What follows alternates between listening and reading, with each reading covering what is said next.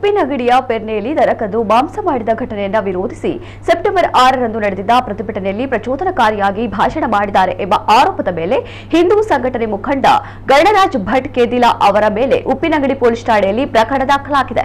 ಬಂಟ್ವಾಳ ತಾಲೂಕು ಪೆರ್ನೆ ಗ್ರಾಮದ ಕಡಂಬು ಕಾರ್ಲಾ ರಾಮದ್ವಾರದ ಬಳಿ ಗೋಮಾತಾ ಸಂರಕ್ಷಣಾ ಚಳುವಳಿ ಪೆರ್ನೆ ಇದರ ವತಿಯಿಂದ ಗೋಹತ್ಯೆ ಖಂಡಿಸಿ ಬೃಹತ್ ಪ್ರತಿಭಟನೆ ನಡೆದಿತ್ತು.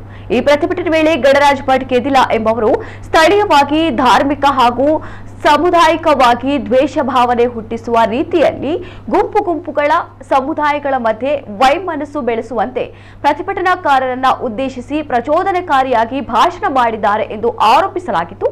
ಈ ಬಗ್ಗೆ ಉಪ್ಪಿನಗಡಿ ಪೊಲೀಸ್ ಠಾಣೆಯಲ್ಲಿ ಪ್ರಕರಣ ದಾಖಲಾಗಿದೆ. ಮುಂದಿನ ಕಾನೂನು ಕ್ರಮ ಕೈಗೊಳ್ಳಲಾಗ್ತಾ ಇದೆ. ಶಾಂತಿಯನ್ನು ಕದಡುವ ಅತಿ ದೊಡ್ಡ ಪ್ರಯತ್ನ ಪೆರ್ನೆಯ ದೇಜಪ್ಪ ಮೂಲ್ಯರ ಮನೆಯಲ್ಲಿ ನಡೆಯಿತು. 3 ಜನರನ್ನು ಬಂಧಿಸಿದ್ದಾರೆ ಅಂತ ಇಲಾಖೆ ಹೇಳ್ತಾ ಇದೆ. ಬಾರಿ ಸಂತೋಷ ಕೂಡ. ಆದ್ರೆ ಒಂದೇ ಒಂದು ನನ್ನ ಸಲಹೆ ಇದೆ.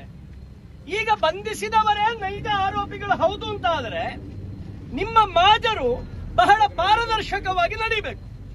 ಅವರನ್ನು ಅಲ್ಲಿ ಸತ್ತಿಕಲ್ಲಲ್ಲಿ ಇಳಿಸಿ ನಿಮ್ಮ ಜೀಪಿಂದ ಅವನಲ್ಲಿ ಹೇಳಿ, ನೀನು ಯಾವ ಮನೆಯಿಂದ ಕದ್ದಿದ್ದಿ, ಎಲ್ಲಿ ಮಾಂಸ ಹಾಕಿದ್ದಿ, ನೀನು ತೋರಿಸು ಅಂತ ಹೇಳಿ ಪೊಲೀಸರು ಹಿಂದೆಯಿಂದ ಬಂದಿ ನಾವು ಕೂಡ ಜೊತೆಗೆ ಬರ್ತೇವೆ.